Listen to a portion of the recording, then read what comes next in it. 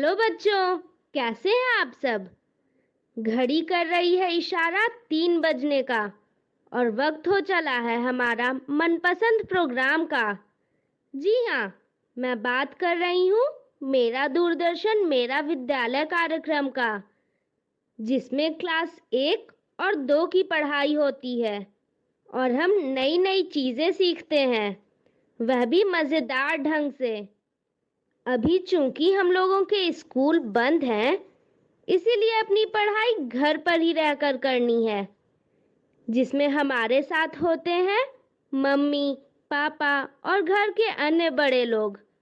तो तैयार हैं ना आप सब? चलिए देखते हैं आज का कार्यक्रम हम लोगों के लिए क्या क्या लेकर आया है। तो बच्चों, आज है रविवार और रविवार के दिन हम लोग करते हैं ढेर सारी मस्ती।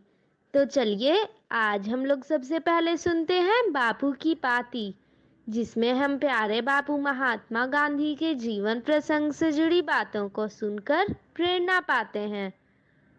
उसके बाद देखेंगे 2 मनोरंजक कार्यक्रम, द 5 गोल्डन टिकट्स और बिरबल सॉल्व्स अ प्रॉब्लम।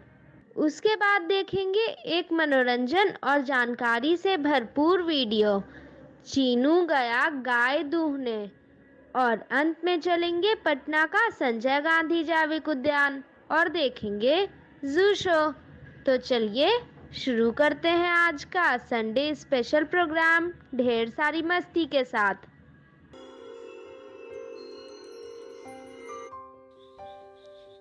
बापू की कहानी, जिसमें हम बात करेंगे महात्मा गांधी के जीवन के बारे में।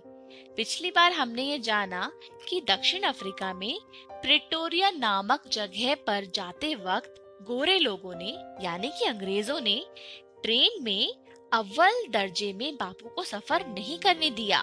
उनको तो घोड़ा गाड़ी के अंदर भी नहीं बैठने दिया। बापू ने होटल में भी पीछे जाकर के खाना खाया था।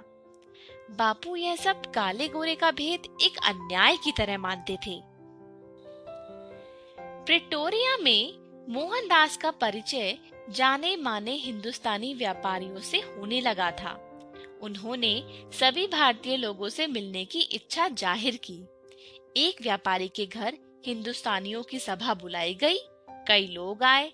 मोहनदास ने पहली बार ठीक से भाषण दिया, जिसके बाद बहुत से लोगों से बातचीत हुई। इस सभा में यह तय हुआ कि कुछ अनपढ़ लोग मोहनदास से अंग्रेजी सीखेंगे। ये कक्षाएं 8 महीने चली। मोहनदास का जीवन सामाजिक बनने लगा। दादा अब्दुल्ला के जिस मुकदमे में मदद देने वे आए थे, वो भी चल रहा था। अनुभवी वकीलों के साथ काम करने से मोहनदास को वकालत समझ आने लगी। दोनों पक्षों में रिश्तेदारी थी। मोहनदास ने उन्हें समझाया कि अदालत में मामला चलता रहा तो जीतने वाले को भी बहुत लाभ नहीं होगा। उन्होंने सुझाया कि दोनों पक्ष अपने भरोसे के लोगों को पंच बना ले और फिर उनका किया समझौता मान ले। पंचों ने फैसला दादा अब्दुल्ला के पक्ष में किया, लेकिन मोहनदास ने उन्हें मनाया कि वे अपने रिश्तेदार को खूब सारा समय दें नुकसान की भरपाई के लिए, ताकि उसके व्यापार का दिवाला न निकल जाए। और फिर इस समझौते से दोनों पक्षों को सम्मान मिला।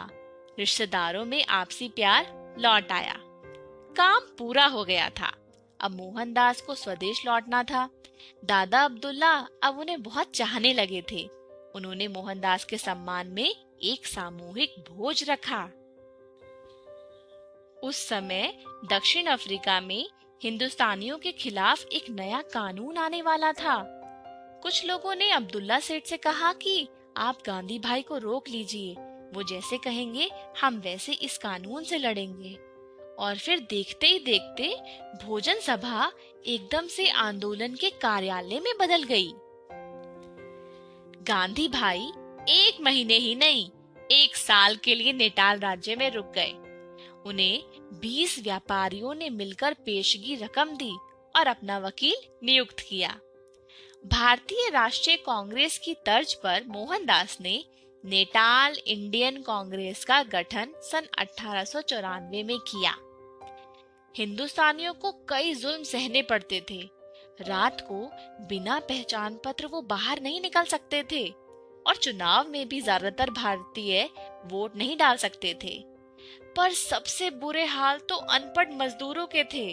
उनके गोरे मालिक उन्हें गुलामों की तरह रखते थे, जब चाहे पीट देते थे और उन पर नए कर भी लगाए जाते थे। ये मजदूर सन 1860 के बाद तमिलनाडु, आंध्रा और बिहार जैसे राज्यों से गन्ने की खेती के लिए आए थे। इनसे अग्रीमेंट यानी इकरारनामा होता था, इसीलिए ये गिरमिटिया कहलाने लगे।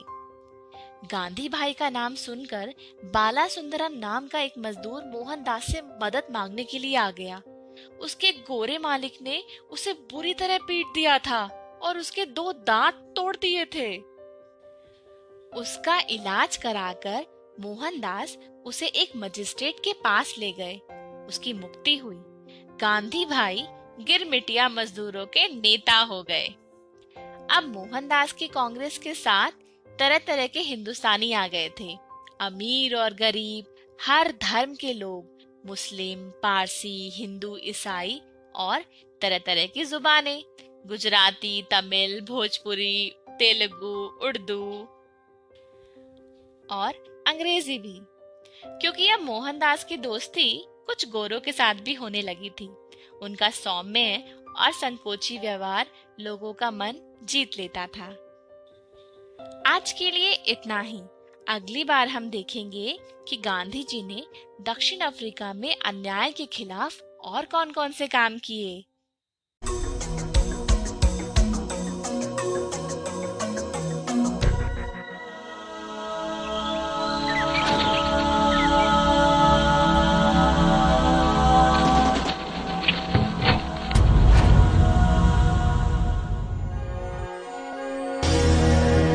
Hello there, Brisky here. Let us listen to the story of Jennifer, where she learns to talk politely and clearly, which is part of effective communication. Here is Jennifer. She is usually a fun-loving, happy-go-lucky girl. But she looks a little upset today. I am wondering why. Let us go a little back in time to see what happened earlier. Mom, I want to go to the children's fair this Sunday. All my friends are going too. That may not be possible, dear. We have to go see your grandparents. No, I want to go to the fair. It will be so much fun. Behave yourself, Jennifer. We have already decided we are going to your grandparents' house. We have not seen them in a month. No, I won't come. Listen to me. You cannot always fuss for everything and be so stubborn. You and Dad can go. I'm not coming. I don't want to talk to you. Do you think talking rudely is the right way to communicate? By refusing to talk to her mother, do you think Jennifer has a chance to go to the fair?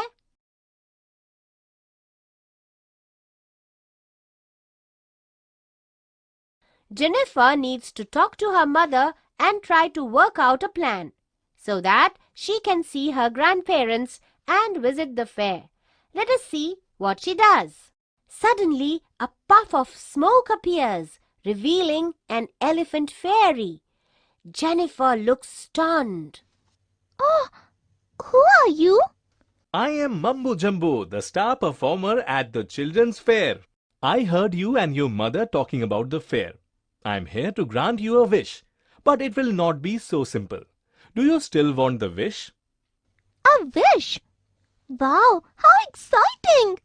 Can I ask for anything I want? Of course you can. Then I want my mother to say yes to whatever I ask. Are you sure? Okay, here's the condition though.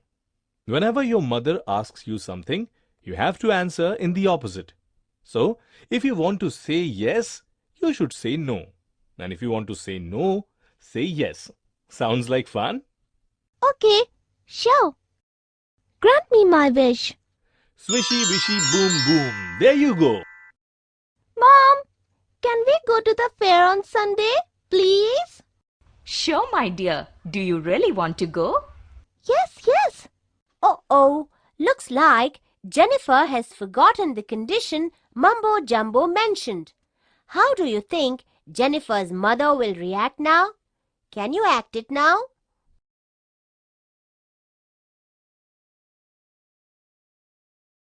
You still want to go to the fair? I told you we will talk about this later. Jennifer, remember the wish. You have to answer in the opposite. You were supposed to say no. I don't want to go to the fair. Oh no, I forgot. Now I can't go to the fair. My mother is very angry with me. Don't forget this the next time. Mary, there is a children's fair on Saturday. Why don't we take Jennifer there? She will love it. But we have to see your parents. We haven't gone there in a month. Oh yes, I forgot about that.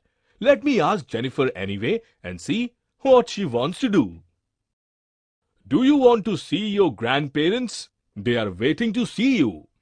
No. I want to go to the fair instead. Oh, she's forgotten the condition again. How do you think Jennifer's father will react now? Can you act it out?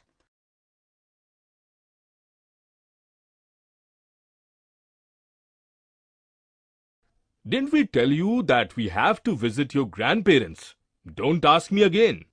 Oops! I forgot again. I didn't listen to the question properly. Jumbo, please take back this wish. I don't want it. Why not? Didn't you like it? Not at all. It was very difficult to say the opposite of what I wanted to say.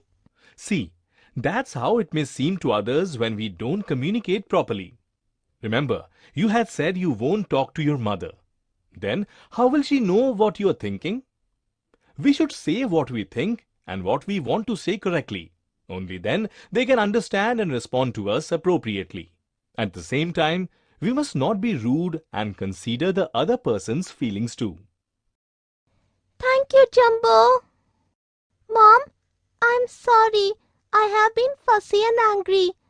I would love to see Grandpa and Grandma, but I would also like to go to the fair. Can we see them on Sunday? My dear girl, why didn't you say so before? Okay, let us go to the carnival on Saturday and see Grandpa and Grandma on Sunday. Thank you. You are the best mom ever. Did you see how important it is to communicate clearly? If Jennifer had been polite and honest with her parents, then they wouldn't have had to argue and fight. Always remember to talk politely, clearly, and get your point across.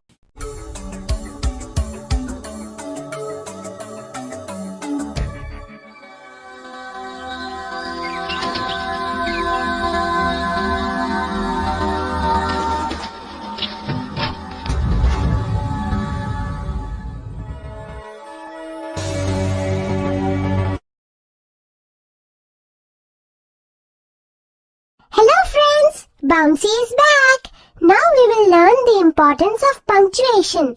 This will make us more effective while communicating. Let us listen to the jingle.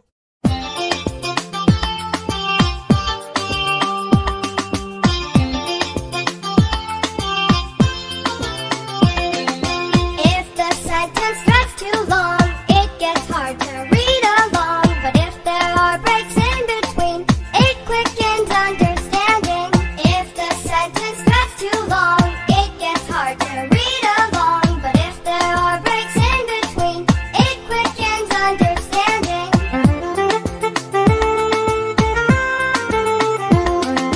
When the pauses need to split, commas and long lines do it. People will pause when they see commas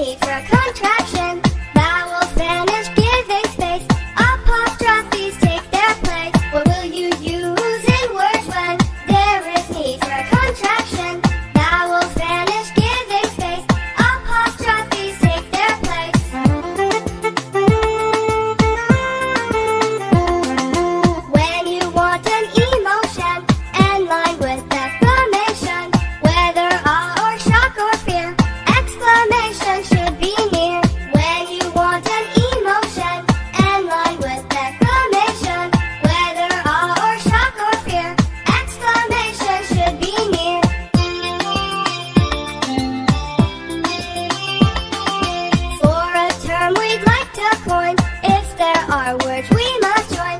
Put a hyphen and combine. Get new words that sound just fine. For a term we'd like to coin. If there are words we must join. Put a hyphen and combine. Get new words that sound just fine.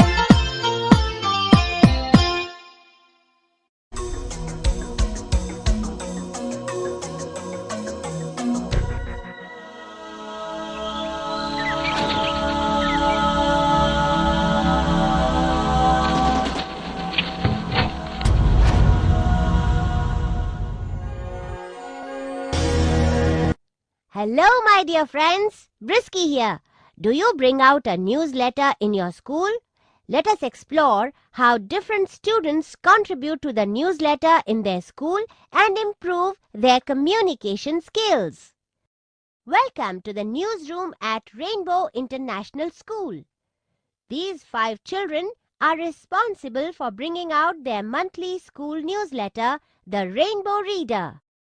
Every child on the editorial team has a different task to do. Come along, see what they do and help them out. Raghu has to write a report on an incident that took place in school the previous week. Take a look at the pictures to see what happened. Are you able to figure out what happened? Pair up your classmate and write a report on the incident in 100 words. Remember to give a headline for it. Remember, a headline must be crisp and to the point.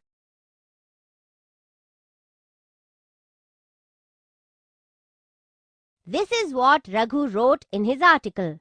Compare it with your own and see if you covered all the facts.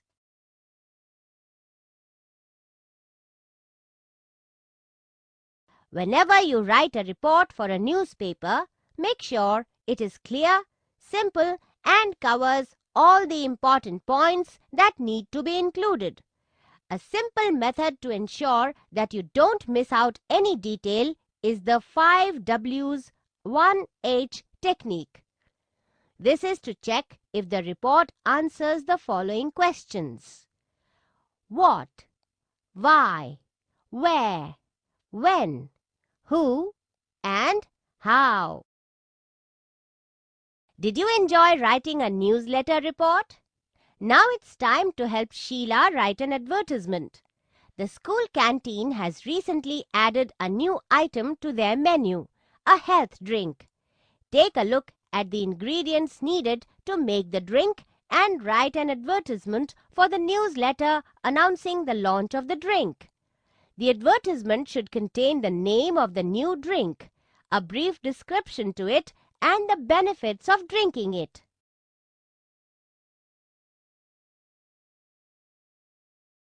This is what Sheila came up with.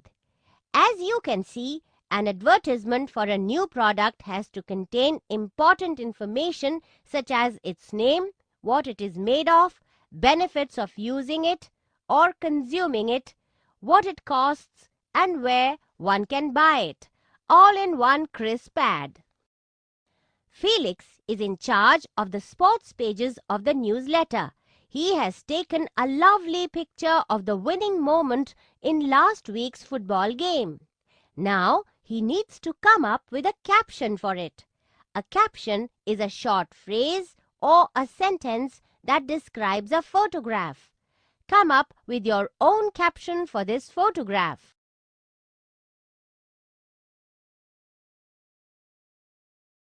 This is the caption that Felix came up with.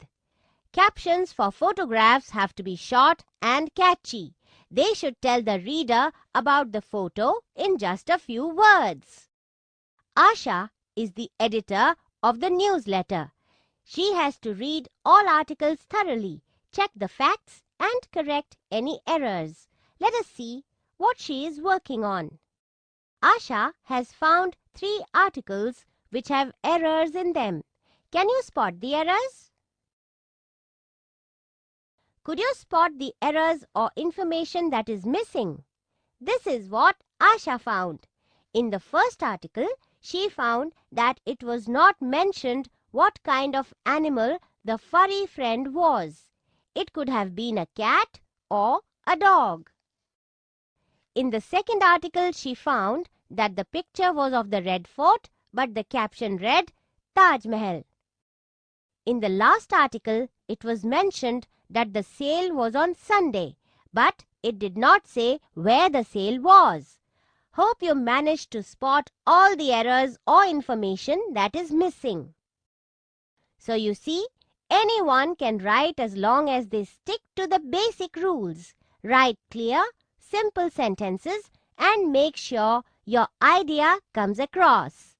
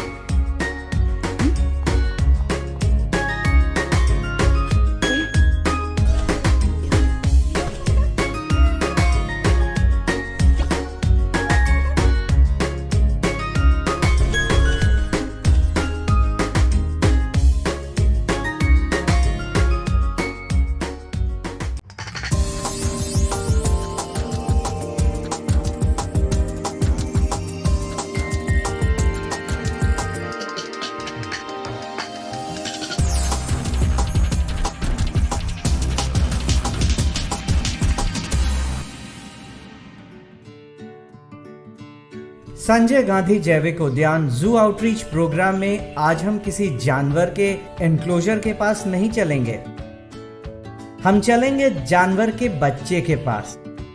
Sanjay Gandhi जैविक उद्यान के सफल प्रबंधन और देखभाल का ही नतीजा है कि आज यहाँ मौजूद लगभग सभी जल, थल और आकाश में रहने वाले जानवरों का प्रजनन हुआ है। सबसे पहले हम बात करेंगे गेंडा के बच्चे की। संजय गांधी जैविक उद्यान में अभी कुछ दिन पहले ही एक गेंडे का जन्म हुआ है। भारतीय मादा गेंडा साल के किसी भी महीने में गर्भधारण कर सकती है।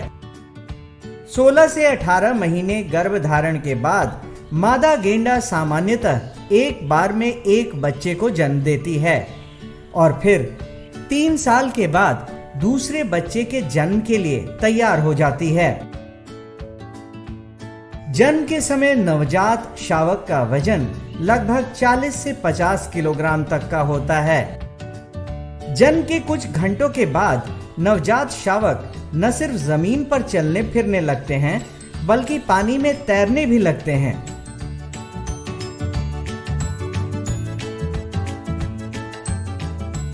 नर भारतीय गेंडा लगभग 10 साल की उम्र में प्रजनन योग्य हो जाते हैं। वहीं मादा गेंडा 9 से 10 साल की उम्र में प्रजनन योग्य होती है। बच्चे को संभालने का काम मादा गेंडा करती है, जबकि नर गेंडा अपने आधिपत्य क्षेत्र की रक्षा करता है।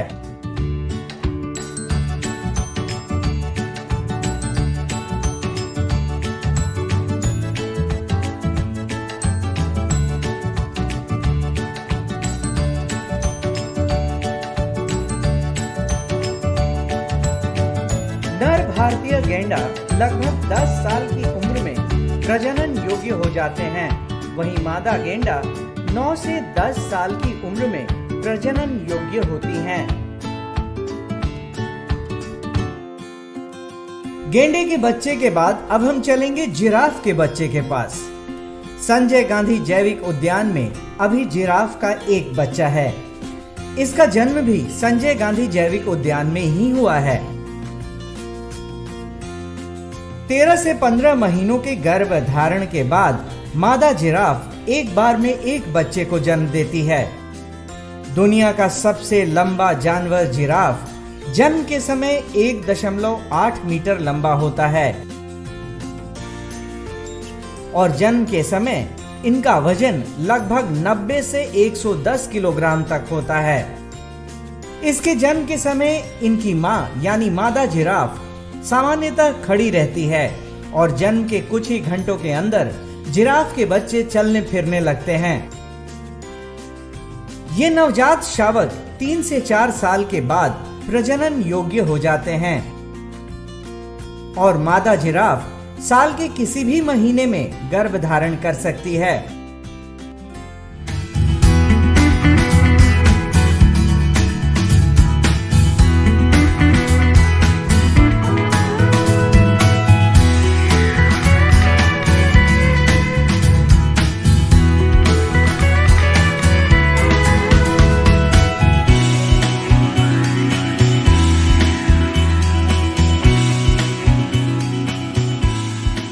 जिराफ के बच्चे के बाद अब हम बात करेंगे भालू के बच्चे की।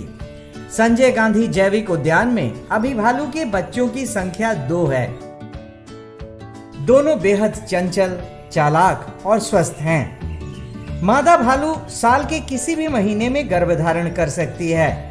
लगभग 7 महीने यानी 210 दिनों के गर्भधारण के बाद मादा भालू एक बार में 3 से 4 बच्चों को जन्म देती है, जो देखने में बेहद खूबसूरत लगते हैं।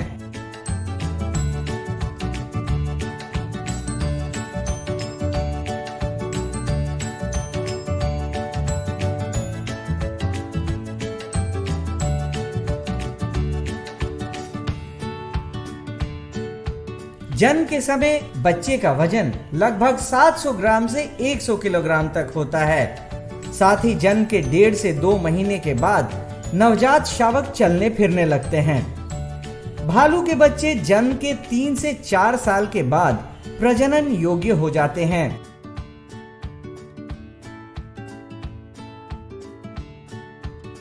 किसी भी जू के सक्सेस का उसका जो मैनेजमेंट का पैरामीटर है वो उसके ब्रीडिंग से देखा जाता है और इसमें पटना जू काफ़ी लकी है कि यहाँ जितने भी स्पीसीज हैं उन सबों में लगभग ब्रीडिंग काफ़ी अच्छी ब्रीडिंग हो रही है। और जो ब्रीडिंग का मेन पर्पस है या हम लोग उसको साइंटिफिकली मैनेज करते हैं कि इन ब्रीडिंग ना हो पाए, उसका जितने भी साइंटिफिक पैरामीटर्स हैं उसको हम लोग ध्यान देते हैं और ये कोशिश करते हैं कि जो भी नए बच्चे हो रहे हैं वो हेल्दी रहें, उनके अच्छे से केयर हो सके। हम लोग कंफर्म हो जाते हैं कि सक्सेसफुल मेटिंग हुआ है एनिमल का, तो उसके बाद उनका रिकॉर्ड कीपिंग और एक लंबा एक्सरसाइज होता है जो उन पे ध्यान देने के लिए किया जाता है, जिसमें जो डॉक्टर की टीम होती है उनके प्रेगनेंसी पीरियड में पूरे उनका मेडिकेशन से लेकर हर एक चीज़ों पे ध्यान दिया जाता है और ध्यान रखते हैं। और जब उनका डिलीवरी का टाइम नज़दीक आता है तो उनके इनक्लोजर्स में सीसीटीवी कैमरा या इसकी व्यवस्था भी की जाती है। संजय गांधी जैविक उद्यान में आने वाले दर्शक इन जानवरों को अपने मां के साथ देखकर बेहद खुश होते हैं। आज के कड़ी में बस इतना ही। कल फिर मिलेंगे पटना जू शो में एक नए एनक्लोजर के पास एक नए जानवर के साथ। तब तक के लिए नमस्कार।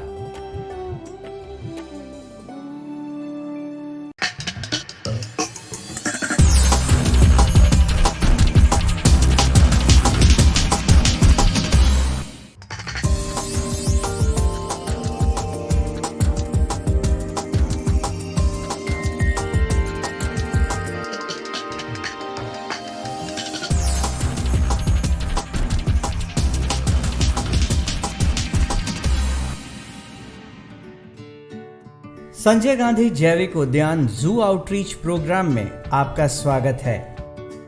आज हम किसी जानवर या पक्षी के एनक्लोजर के पास नहीं चलेंगे, बल्कि चलेंगे वहां जिसके कारण संजय गांधी जैविक उद्यान को राजधानी पटना का लंग्स ऑफ द सिटी यानी शहर का फेफड़ा कहा जाता है।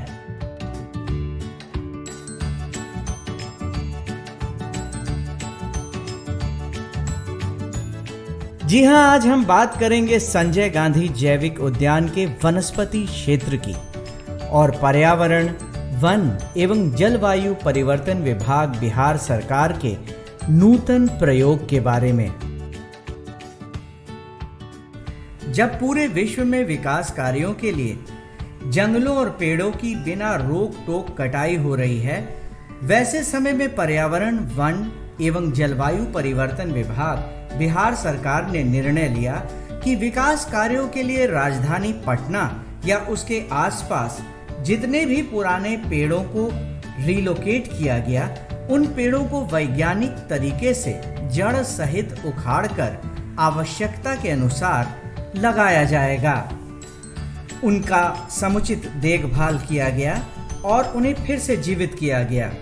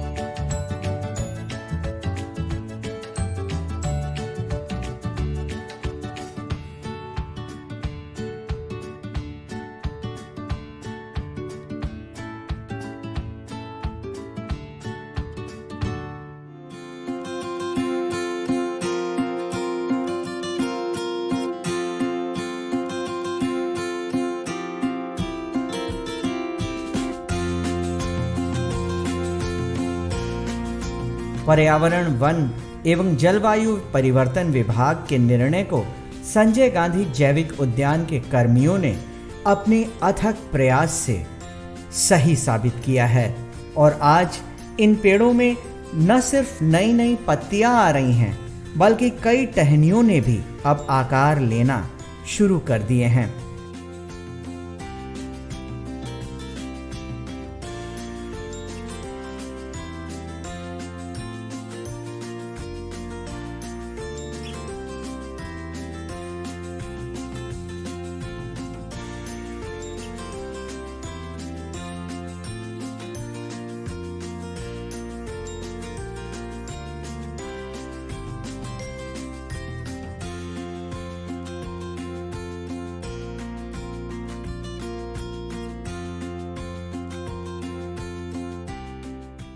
आज ये फिर से लगाए गए पेड़ न सिर्फ उद्यान के जंगली दृश्य को बनाए रखने में मदद कर रहे हैं, बल्कि चिड़ियों, तितलियों और गिलहरियों का बसेरा भी बन गया है।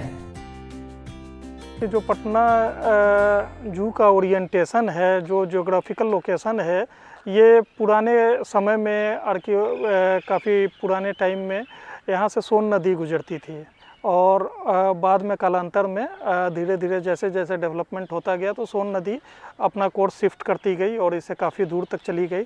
तो यहाँ का सॉइल काफ़ी सैंडी है और इस कारण से यहाँ जो भी प्लांट्स वगैरह हैं उनका ये काफ़ी बाइंडिंग स्ट्रेंथ कम है, ये फ्रेगाइल होते हैं और काफ़ी यहाँ पे जो वृक्ष हैं वो एजेड भी थे और वो धीरे धीरे अपने रोटेशन एज को प्राप्त करते गए या किसी भी तरह का अगर इन्फेस्टेशन हुआ तो उनका रूट सिस्टम कमज़ोर होने के कारण यहाँ पे ये देखा गया कि वृक्ष जो काफ़ी बड़े हैं वो उनका हल्का सा भी बारिश होने पे फेलिंग हो जा रहा है, वो गिर जा रहे हैं, टॉपल कर जा रहे हैं। तो इसी क्रम में पटना के अलग अलग जगहों पे जो डेवलपमेंटल वर्क्स हैं, जैसे अगर कहीं NH का एक्सपेंशन हो रहा है, रोड का एक्सपेंशन हो रहा है या एयरपोर्ट पे कार्य चल रहा है, तो वहाँ पे कुछ वृक्षों को वो कंस्ट्रक्शन साइट से हटाया जाना आवश्यक था।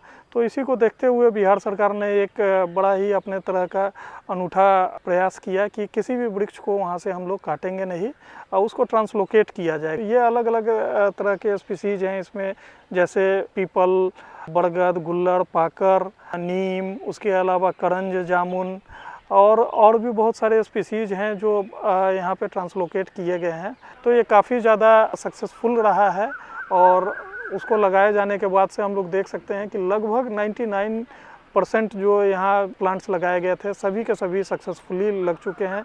सभी में ब्रांचेज आ गए हैं, कुछ ट्रीज में फ्लावरिंग शुरू हो गया है। और किसी भी प्लांट को ट्रांसप्लांट करने से पहले उनका रूट का प्रिपरेशन किया जाता है। उसके अतिरिक्त जो मेन टेक्निकल चीज़ों को देखा जाता है उसमें इनके ब्रांचेज का भी कटिंग किया जाता है।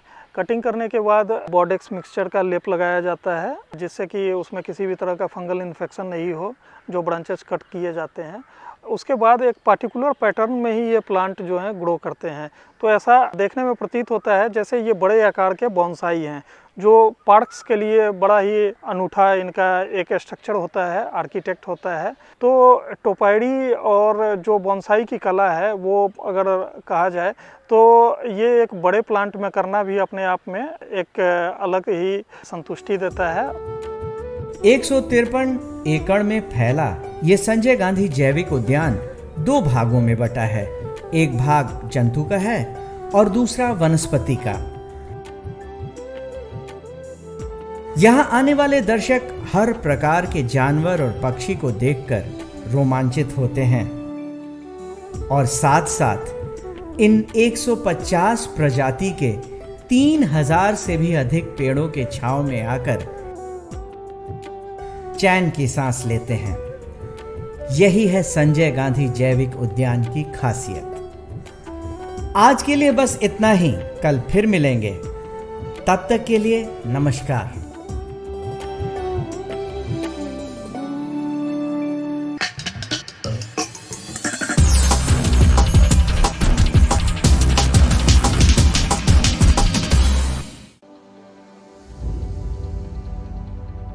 कोरोना से डरे नहीं, एहतियात बरतें।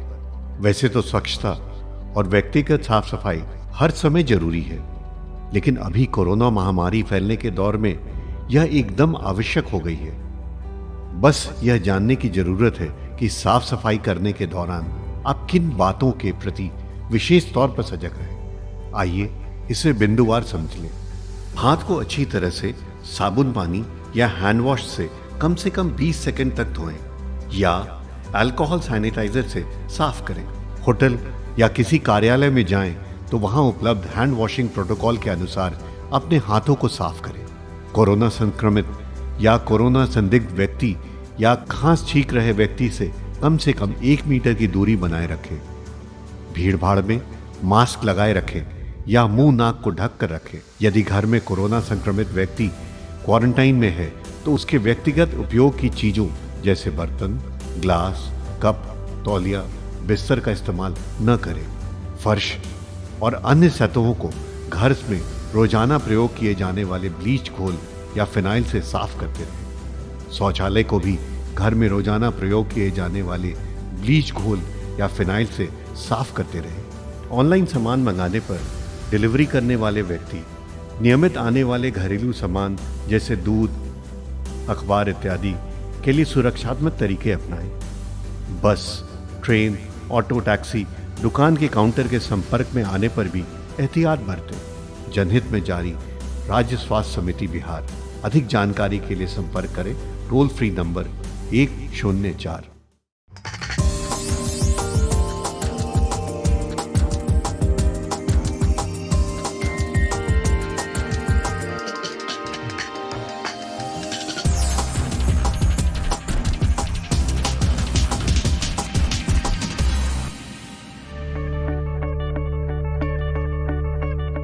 संजय गांधी जैविक उद्यान के जू आउटरीच प्रोग्राम के तहत आज हम घड़ियाल और मगर के एनक्लोजर के पास जाएंगे और जानेंगे इनसे संबंधित विशेष जानकारियां। इंडस, ब्रह्मपुत्र, गंगा, महानदी, कोसी, नारायणी और अन्य नदियों में इनका निवास स्थान है।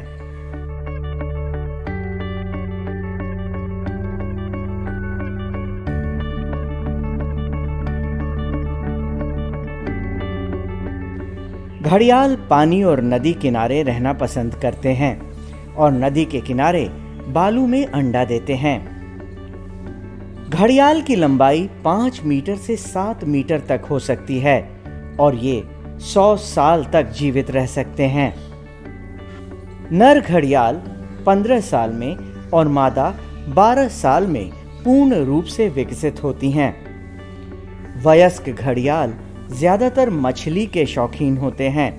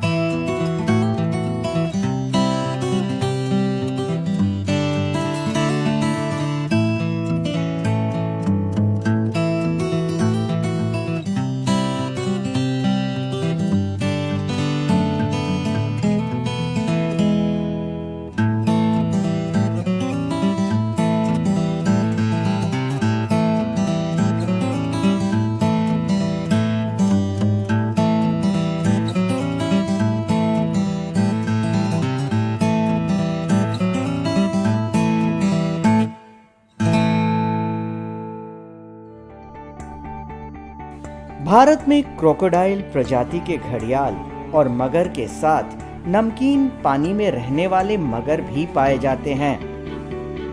घड़ियाल विश्व भर में सिर्फ भारतीय महाद्वीप में ही पाए जाते हैं।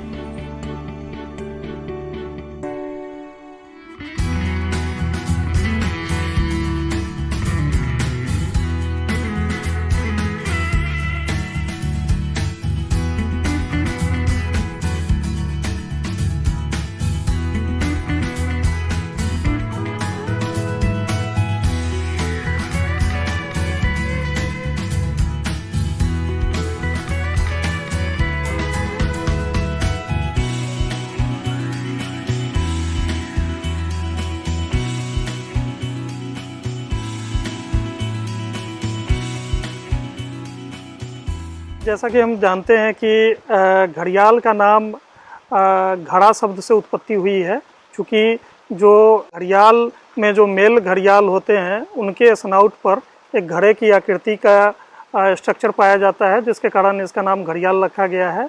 जब हम इनके कंजर्वेशन स्टेटस की बात करते हैं तो ये क्रिटिकली इंडेंजर्ड हैं और एक एस्टिमेशन के हिसाब से इनका वाइल्ड में पॉपुलेशन 250 से अधिक पूरे इंडिया में नहीं रह गया है। पटना जू और खासकर बिहार हम लोग इसलिए ब्लेस्ड हैं कि यहाँ पे घड़ियाल जो है नेचुरली गंडक रिवर में पाया जाता है। इसके अतिरिक्त सोन में भी इनकी रिपोर्टिंग हुई है। घड़ियाल का पटना जू में काफ़ी हेल्दी पॉपुलेशन है और लगभग अभी 60 की संख्या में ये घड़ियाल हैं हमारे यहाँ, और ये काफ़ी अच्छा ब्रीड भी करते हैं और इनको 2 से 3 साल तक यहाँ रखने के बाद हम इन्हें वाइल्ड में रिलीज करते हैं। 2014 में पटना जू के द्वारा और WTI के सहयोग से सैटेलाइट कॉलर 28 की संख्या में जुवेनाइल घड़ियाल को गंडक रिवर में छोड़ा गया था, ताकि उनके नेचुरल अधिवास में फिर से यह स्थापित हो सके।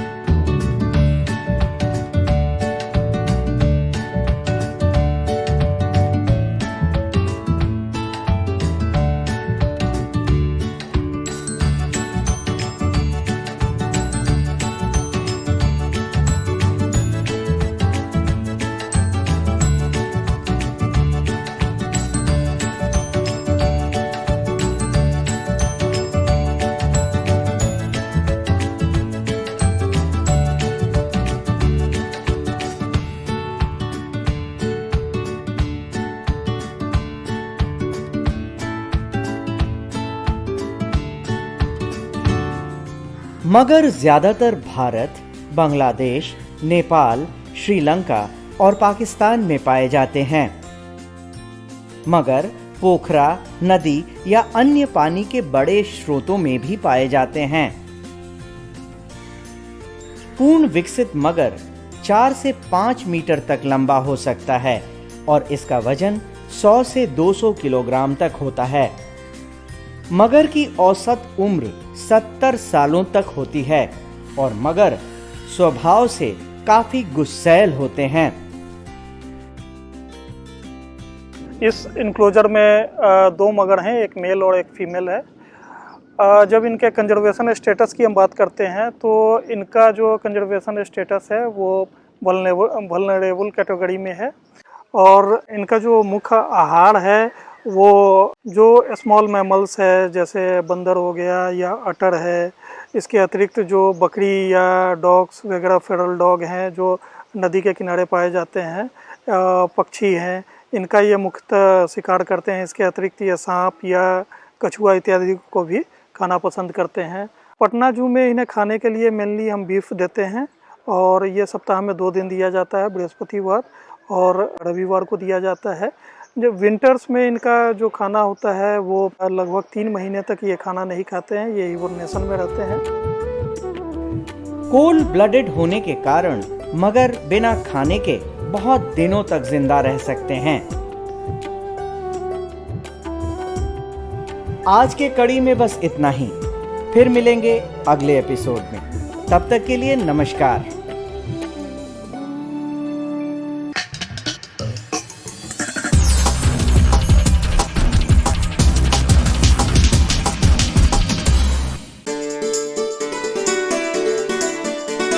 डर से नहीं तैयारी से आगे कदम बढ़ाना है।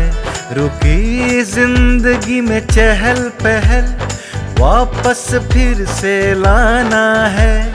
धोकर हाथ पहन कर मास्क सुरक्षित जीवन चलाना है। सुरक्षित जीवन चलाना है। डर कर नहीं तैयारी से आगे कदम बढ़ाना है। डर कर नहीं तैयारी से आगे कदम बढ़ाना है। रखेंगे 2 गज की दूरी, सबको पौष्टिक आहार खिलाएंगे, बच्चों और बूढ़ों का करेंगे ख्याल। रोगी नहीं, रोग से लड़ कोरोना को हराएंगे। स्वास्थ्य केंद्र फिर से खुल गए, जिनका लाभ उठाना है। रुकी जिंदगी में चहल पहल वापस फिर से लाना है। धोकर हाथ पहन कर मास्क सुरक्षित जीवन चलाना है। सुरक्षित जीवन चलाना है। डर कर नहीं तैयारी से आगे कदम बढ़ाना है। डर कर नहीं तैयारी से आगे कदम बढ़ाना है। टीकाकरण की शुरुआत हो गई है, पर पहले की तरह हमें मास्क लगाना और 2 गज की दूरी बनाए रखना अभी भी जरूरी है। स्वास्थ्य विभाग और सूचना एवं जनसंपर्क विभाग बिहार सरकार द्वारा जनहित में जारी। जीतेगा बिहार।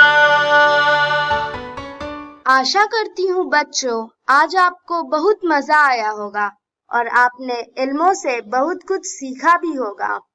तो मिलते हैं अगले एपिसोड में।